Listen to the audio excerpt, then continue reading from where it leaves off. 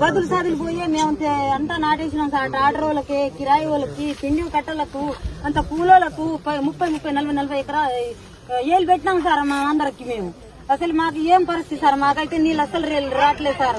కేసీఆర్ ఉన్నప్పుడు మేము మంచిగా ఉన్నాం సార్. ఇప్పుడు అయితే మేము అసలు చచ్చే బతుకులు అవుతున్నాయి సార్. మాకైతే రైతులకు అందరికి సార్ ఎవరు లేరు సార్. నాకు చూడటాలకు చిన్న పిల్లగాళ్ళు ఉన్నారు, బుడ్డోళ్ళు అంటారా. మాకు రైతు బంధు కూడా రావట్లేదు సార్. మాకు రుణ మాఫీ కూడా చేయలేదు సార్. నాకు అంటే ఓట్లు వేసినాం సార్. ఏ ఓట్లు అంట కావాలంటే ఏ ఓట్లు వేసినాం సార్. పోయినప్పుడు రైతులు అడిగినారు రుణమాఫీ అందరికి కాలేదు, రైతు బంధు అందరికి రావట్లేదు, నీళ్లు వస్తలేవు, నీళ్లు మేము ప్రభుత్వం నీళ్ళు ఇస్తాను నమ్మి పెట్టుకున్నామని అడిగి నన్ను కూడా మీరు అడగాలి, మీరు కొట్టాడాలి మా తరఫున అని చెప్పింది. తన పద్ధతిలో నీళ్లు ఇచ్చినా, మీరు వద్దన్నాక నీళ్లు ఇచ్చినా అదేంటి. ఇప్పుడు సరే ప్రతిపక్షంలో ఉన్నా, మంత్రిగా వాళ్ళు ఉన్నారు కాబట్టి అడగాలి, నా బాధ్యత మీరు తరఫున. నేను నిన్న అసెంబ్లీలో పోయినప్పుడు వాళ్ళు చెప్పిన అన్ని చెప్తున్నారు. మొత్తం రైతు బంధు మొత్తం అందరికి చేసేసినాము, 20,000 కోట్లు ఇచ్చినాము, రుణమాఫీ మొత్తం చేసేసినాము, అన్ని చెప్పుకుంటూ వస్తున్నారు. నేనన్నా కరెక్ట్ కాదు మీరు చెప్పేది. నేను తిరుగుతున్న ఊర్లలో, జనంలో తిరుగుతున్నా, గ్రామాల్లో తిరుగుతున్నా, తండాల్లో తిరుగుతున్నా, వాళ్ళు రాలేమని చెప్తున్నారు ప్రజలు. మీరు ఇచ్చామని చెప్తున్నారు. నన్ను అడిగినరు ప్రజలు, మా తరఫున కొట్లాడమని అడిగినరు, నన్ను మాట్లాడమని అడిగినరు. పొలాలు ఎండిపోతున్నాయి, మా నీళ్ళ గురించి కొట్లాడమని అడిగినరు. నన్ను మీరు చెప్పేది అబద్ధము అని చెప్పిన. నేను పొలం బంగారం ఇస్తున్నది ఇయ్యలేదు, ఇంటికి 2500 ఇస్తున్నది ఇయ్యలేదు, ఏది ఇయ్యలేదు. ఇవ్వకుండా అన్ని ఇచ్చినాం రాసిస్తే ఎట్లా అని చెప్పేసి నేను మాట్లాడుతుంటే సస్పెండ్ చేసాను. నన్ను చెప్తున్నాడు అని చెప్పి నేను చెప్పిన. నన్ను సస్పెండ్ చేసినా నేను భయపడేది లేదు, మళ్ళీ అడిగే పోతా, గదే రైతులకు అడిగి పోతా, గదే పొలాలకు అడిగి పోతా అని చెప్పి వచ్చింది. కొట్లాడదాం, మళ్ళీ కూడా కొట్లాడదాం. సార్ కూడా, కేసీఆర్ సార్ కూడా ఉన్నాడు, కొట్లాడడానికి సిద్ధంగా ఉన్నాం అందరం కూడా. నన్ను ఒక్కరిని పంపించినా మనల్ని కొట్లాడుతున్నారు కేటీఆర్ సార్, మిగతా అందరూ కూడా. ఆడకాకపోతే ఈడకపోతే కాడు.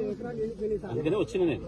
అన్ని ఊర్లు చూడాలి, ఎండిపోయిన మొత్తం చూడాలి, ప్రపంచానికి చెప్పాలి ప్రభుత్వం చేసిన దుర్మార్గం ఏంది, ఏం తప్పు చేస్తుంది, ఎట్లా అబద్దాలు చెప్తుంది, ఎట్లా మోసం చేస్తుంది ప్రజల్ని అని చెప్పడం కొరకే నేను ఇవాళ వచ్చింది. కొట్లాడదాం, ఇంకా ఎట్లా చేద్దాం, ఏం చేద్దాం, మరి ముందుకన్నా ఈ గవర్నమెంట్ మెడలో ఉంచి నీళ్ళు ఇచ్చేటట్టుగా ఏం చేద్దాం అనేది ఆలోచన చేద్దాం తప్పకుండా. ఇంటికాడ కూర్చుంటే మీరు పోయి ముఖ్యమంత్రి అని చెప్పి రాలే కదా. ఇంటింటికి తిరిగి ఊరు తిరిగి నీకు 2 లక్షల రుణమాఫీ చేస్తా, 15,000 ఇస్తా, 500 బోనస్ ఇస్తా, నీకు 2,500 ఇస్తా, నీకు తులం బంగారం ఇస్తా, నీకు స్కూటీలు ఇస్తా, నీకు 5 లక్షల రూపాయలు చదువుకోవడానికి ఇస్తా అని ఎన్ని మాట్లాడినావు కాబట్టి 2500 ఈ నెలలకి మా నెలకి ఇస్తా అన్నాడు కాబట్టి నువ్వు అది రాసిచ్చినావు కాబట్టి వేసిండ్రు. దాని కొరకు అడుగుతున్నారు, నిలబెడతారు. నిలబెట్టినప్పుడు అవుతుంది, మాట వస్తుంది. కాకులే లోకులే కాకుండా నువ్వు వచ్చినావంటే 7 మంది వచ్చింది. నువ్వు రాకపోతే ఇక్కడ ఉండకపోతుంది. మా పరిస్థితి చూస్తే ఇట్లా ఉంది.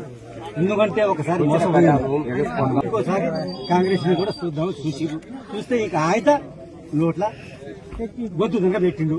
ఇప్పుడు పెట్టకుండా ఇగో ముక్కు కోసిన మొదడు కూడా మంచివాడు అన్నట్టుగా మొదడు వచ్చినందుకు నువ్వు కూడా దయచేసి నా వాళ్ళు నా కాడికి వచ్చినప్పుడు నువ్వు 3 సార్లు గెలిచినావు. సూర్యాపేటలో నువ్వు మంచితనం చేస్తేనే గెలిచినావు. మంచితనం చేయకపోతే గెలవకపోదు.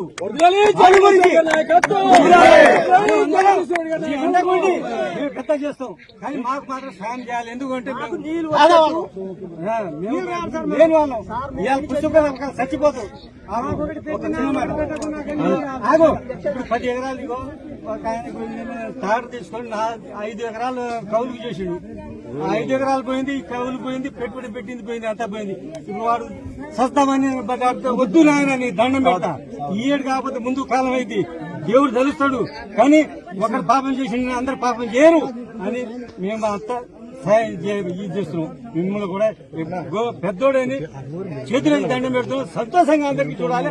ఈసారి మీదే దీపం, మీదే అంతా